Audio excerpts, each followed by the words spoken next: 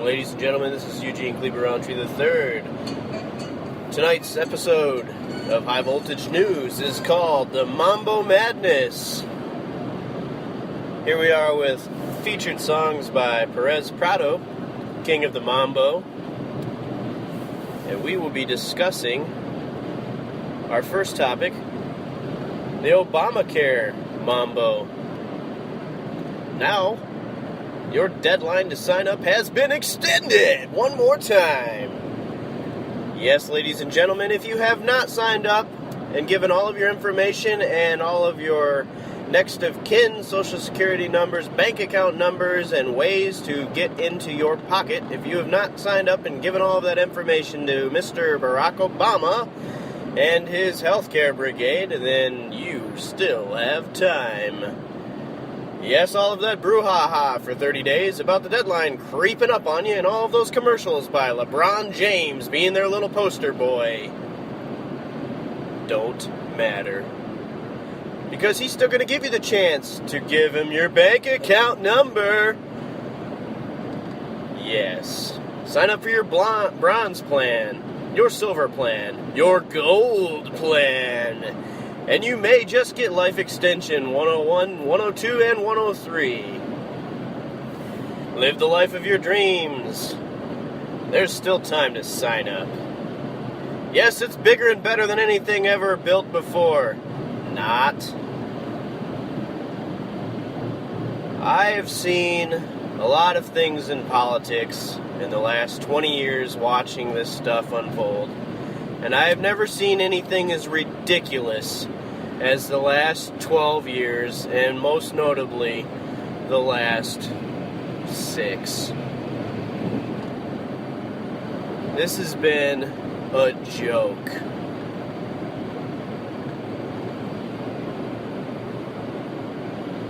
Even John Boehner is quoted as saying, "What the hell is this? Some kind of a joke? Coming from Mr. Fiscal Cliff Avoider backroom deal at the midnight hour himself." I'm getting about as long-winded with my analogies as Dennis Miller. Now that's a show I haven't watched in a while. I always thought he was a good political analyst. Yes, we are living in an amazing stretch of time here where Hollywood and Washington have intermingled so much that fantasy and fiction and real policy is a blur of disgust. All of you that said you wanted to be president someday, you don't got big shoes to fill, and you can even say it with poor grammar like that too. You really don't. 6 years ago, it was all like, he's so well-spoken. He speaks so well. As if that was the only requisite necessary to be in the White House. Nowadays, all you gotta say to yourself is this guy gonna make your neighbor a slave? Or is this guy gonna make everybody broke, homeless, poor, on welfare, and not have a good job? And this whole minimum wage thing, gosh, even if they raised it to $10 an hour, I mean, what is that, like, I don't know. You got 60 minutes in an hour? You do the math. How many minutes do you get a buck before you make a buck? And what are the jobs you have to choose from these days? Taco Bell or Burger King? In fact, it's kind of disgusting to think that you would serve genetically modified food to your neighbors. Anybody that's serving that stuff up to anybody, gosh, you got to look at yourself and say, man, I wouldn't eat it. How can I serve this to anybody? It's ripping up the intestines of the farm animals. It's ripping up the intestines of people. In fact, when was the last time they did a gastrointestinal survey on how many cases there were of acid reflux before genetically modified organisms were into play? And now that whole worm root thing, that bug that they want to prevent corn from getting chewed up by with Monsanto, it's resistant to the stuff they've been spraying. So what's the point in it all? They still haven't fed the continent of Africa and the continent of the Middle East, if you want to call it a subcontinent, whatever. They're not feeding the world just because they're spraying the hell out of everything with pesticides that ruin life. It's an old, tired argument. So here we are. We've got legislation that gets passed that protect corporations like Monsanto from getting lawsuits from people when their health goes ill. This is the Mambo. This is your new Mambo.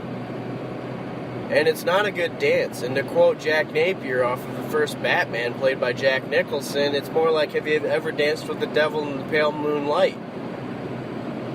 The administration may as well be saying that to every American citizen right now. Heck, you got Hungary, China, and other countries that burn thousands of crops, thousands of tons of corn or soy when they come into their harbor. They won't even let it get unloaded off of the ship. They just burn the fields of it in Hungary. In France, they're making better rules on what to eat and drink.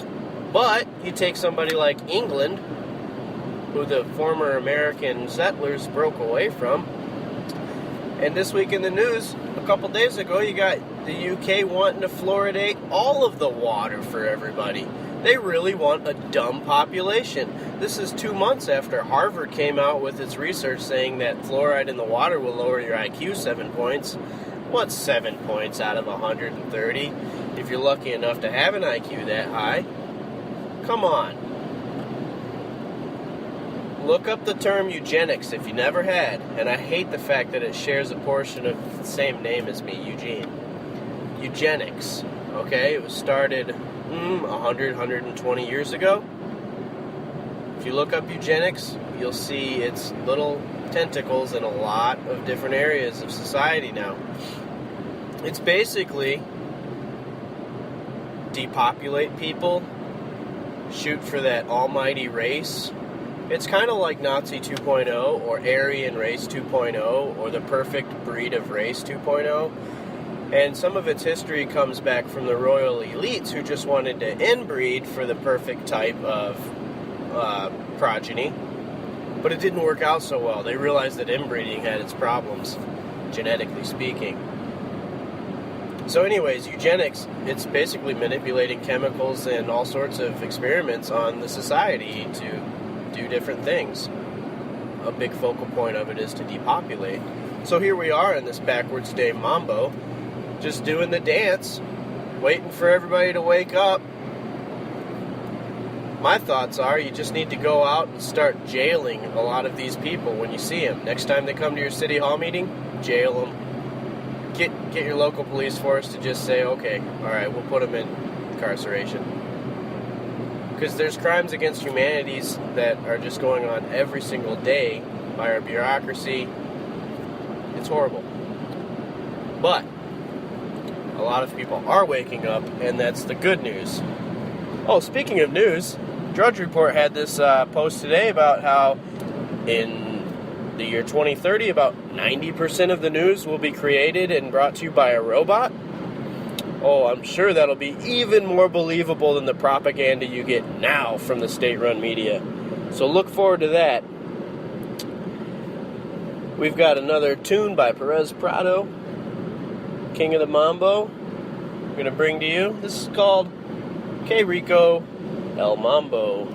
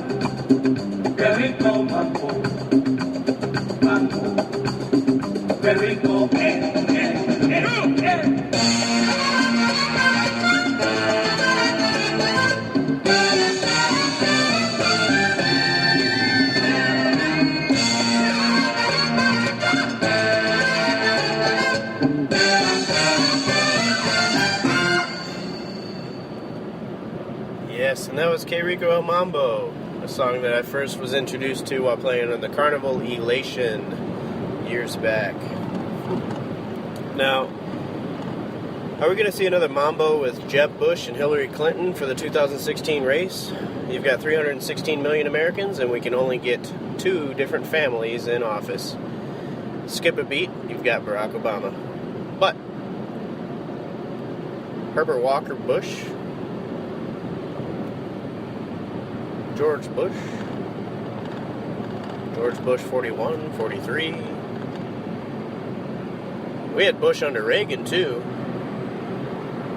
Yes, what would that be? 1, 2, 3. Gosh, 3 decades with Bush. That's post-CIA Bush too. Yeah, Clinton, Bush. Do you guys see a trend? I mean, do you feel like you're represented? Do you feel like your vote even matters? How rich did that vote make you this year? How many pat-downs did that vote get you when you went to travel this year? Oh, well, we haven't had any planes blow up in buildings since then. Yeah, well, a lot of people say that those were staged. 9/11. I don't know. Seems like they just wanted to get a whole surveillance structure in place. You know, I drive in and out of Springfield, Missouri. That's where this podcast is taking place. The NSA knows it. They can look at my iPhone and track me point blank. Even if I go on the Google map, it's pretty impressive on my iPhone. I can see exactly where I'm at in a 3-dimensional view. It's almost as if I'm looking from above. They've redesigned the maps and it looks pretty cool, there's no doubt. But man, it's scary accurate. But I don't know. I feel like for a nation that's completely in debt, everybody's doing pretty horrible jobs. A lot of people are in, if they're lucky enough to have those horrible jobs, and barely scraping by. You know, the housing bubble's about to have another glitch in the system. The stock market is what it is. That's just gambling paradise anyway, but I don't know. Do you guys feel like you're better off with that vote? That token vote? Man, there's so much red tape all over everything now. You know, they've got people in Florida saying you can't live off the grid. Are you kidding me? Like, if you guys don't go out and work a dumb job to go pay the electric company, then you can't live in the state. Or, you know, if you're able to generate your own electricity, you can't. At what point is it not stupid? You can't light candles to illuminate your home, or you can't build a wood-burning fire to heat your home. And then there's where the carbon tax comes in that they would love to have for everybody. I mean, at what point does it become ridiculous? If you're on your treadmill and you're exhaling too much during your cardio workout, are you just using too much oxygen and carbon? And what tax rate do you do then when you're running for 20 minutes? It's ridiculous. Although Al Gore has made millions and millions and flies around in a jet like it's no thing. There's something wrong with all of that. And I just call it robbery. Because I don't feel as though all of us chose to dish out this money. They've got new tanks, weapons, and everything else being tested in the sandbox that is the Middle East. All of the time. And I was thinking about this, and I'm going to go a little spiritual, but I always thought that God had the earth and put us here for like a testing ground, kind of like prove your worth, and then you can get into the clubhouse. And if you suck as a person, you can't go in. Okay, I get that. And I was listening, it was an interesting news brief with Gerald Celente on trends, and he was on like the True News Network, I believe, and he was saying that the only time that he ever heard or saw Jesus Christ in the parables or stories get violent was when it was about the money changers, and he went in and whipped them in the church. And it just made me think of it again, and I thought, all right, well, here I am, and I've seen a lot of my friends, family, neighbors, oil field workers, etc., that work like 100 hours a week. I'm working 50. I do a 10-hour commute, and I still feel like I don't get to enjoy this paradise that God has created. You know, I'm living my years out on this planet in this flesh, and I'm living here, and I wake up in the morning and get in my car, and I go to work, and 12 hours later, here I am driving home, and it's nighttime, and I'll probably hang out for a couple hours, watch a documentary on how corporations have stolen our money, and get upset, and then go to bed, and then go do it again tomorrow with what ends up being, with my commute involved, probably $6.50 per hour I make. So every 6 minutes I make $1. Every 10 minutes I make $1, rather, which is pretty sad. I could turn in soda cans up in Michigan and make that in a lot quicker time. And so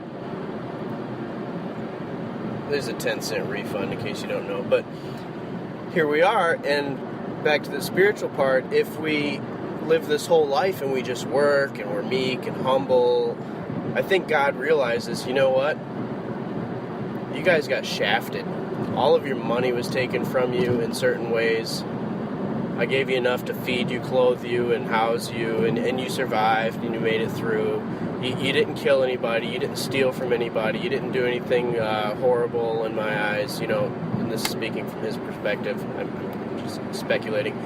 And I think he understands it. I think he gets it. He sees what we go through, and he doesn't want you plucked out of his hand into Satan's hand and start going down that path.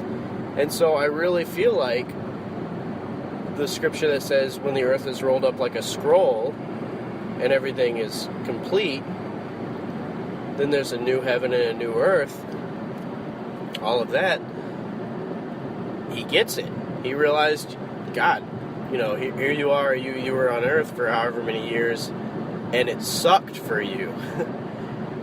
I don't think that he made this earth and put us here for it to suck. And maybe that's what the heaven's for. Because he realizes it, and you made it through, and you did all right. And then I was reading James 5:1 the other day because of this True News with Gerald Salenti that I was listening to. And yeah, it's right there. You know, the rich men will howl when Jesus comes back. They will howl. And I think to myself, okay, General Electric, how much did they pay in tax a couple years back? 0. How much did Citibank pay in taxes? How much did a lot of these pay in taxes? And now you start to really visualize the hierarchy in the world today. Governments are middle management for banks and corporations. They don't pay the taxes because they are the top of the heap. All taxes go to them. All worker-funded stolen taxes go to them. And then there's a trickle effect where the governors, the senators, you know, all of the politicians, I hate to include governors, but the senators and all of the congressmen and the federal government, you know, they're going along with this. They're basically accessories or accomplices. So it is what it is. It makes perfect sense that, you know, the national government may be broke, but somebody's got to make them pay. Or not. And so they're just letting it ride. But as long as everybody's wheels are getting greased on the way, it's all good. But as you can see, the corporations don't pay taxes, so they must be collecting the money, right? And then surely there's rich families behind those corporations too that you just don't even see. And so when you think about that, you can really see the dance for the public eye on the TV. It's like a state-run spectacle. So you don't think about the Fed. You don't think about the IRS. You don't think about the banks. You don't follow it all along. And you work 12 hours a day, so you don't really feel like thinking about all of this stuff because you're damn worn out and you just want to hang out with your family or enjoy your spare time. So you watch a game or something. I totally get it. But I'm that kind of asshole that wants to get to the bottom of stuff and look at things and figure out why a situation sucks. And that's where I come into play. That's me. I hate watching everybody suffer because I enjoy having a good time, quite frankly. And I feel like my time is more valuable than just wasting away 12 hours a day just to pay to have a couple of lights on in my house and not freeze to death. You follow me? Yeah. So we're going to go with another Mambo here. We're going to do another Mambo on this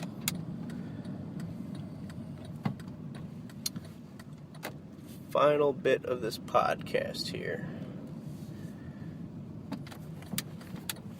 And I'm going to close this out in just a second here with a tune that you all know and love called Tequila.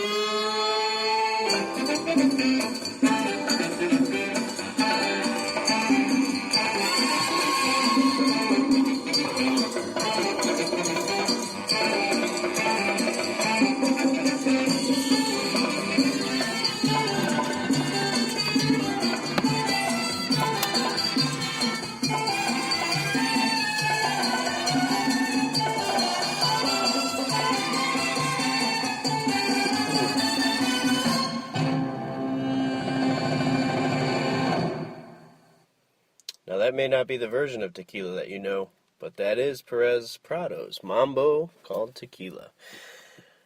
Well, I hope you guys have a good evening, and I hope that we can get some of this stuff sorted out over the next few generations, because I have seen more corruptness, greed, and thievery by people that just look like old has-beens in suits.